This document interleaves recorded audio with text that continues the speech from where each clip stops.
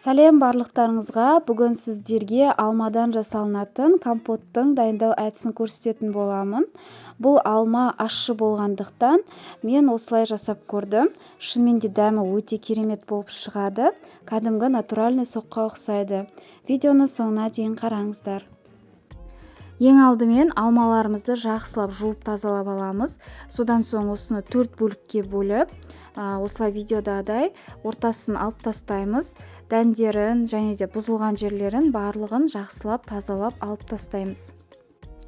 Енді пышағымызбен алмаларымызды осылай видеодағыдай кесіп шығатын боламыз.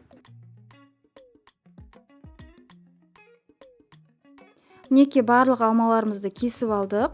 Мен осындай банка пайдаланамын. Осы банкамның ішін алмаға толтырамын. Сіздер кастрюльде пайдалана беруге болады. Мен осы банкамның ішін толтырамын қазір алмаға.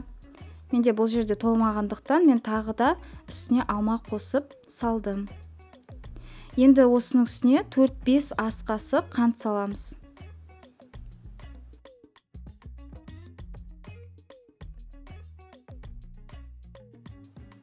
Енді осының үстіне ыстық қайнап тұрған суды құямыз. Толтырып құямыз. Кішкене күтеміз. Алма өзінің бойына суды сіңіріп алады. Содан соң тағы да үстіне су құйып толтырамыз. Енді бетін жауып, толықтай суығанын күтеміз.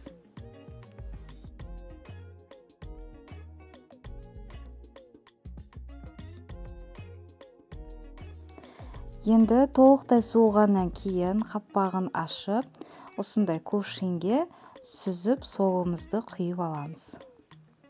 Неке соғымыздың да түсі өзгеріп шыға келді.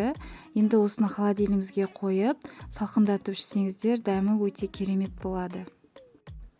Бұл қалған алмаларымызды 4-5 рет пайдалануға болады. Тағы да қайталап 4-5 ас қасық қант салып, ыстықтай міндетті түрде су құйып, осыны суытып, салқындатып ішсеңіздер болады. Алған алмамыз ащы болып жегізбей жатса, осындай сок жасап тастауға кеңес беремін. Қош сау болыңыздар.